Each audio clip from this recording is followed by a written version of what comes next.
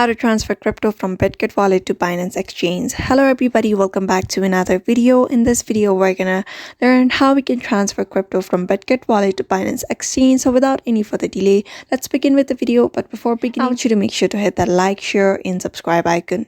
So in order to transfer crypto from Bitget wallet to Binance exchange, there is a certain method you need to follow. First of all, open the Bitget wallet application onto your device. After opening the Bitget wallet, you will be able to see this interface. So here, just tap on more. You will be able to see that more option here and simply tap on send.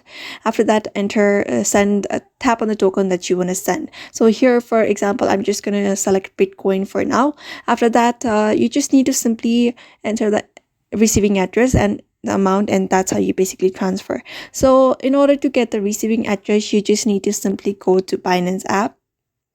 Right now my verification is not complete, so I can't really show it. So after getting here, you will be able to see add funds section if you have verified your account. After that, just tap on add funds, and there you will be able to see deposit crypto option. So what you need to do is just tap on deposit crypto, and after that just copy the address and get back to Bitget wallet. After that, just copy and paste the address here and enter the amount that you want to transfer from.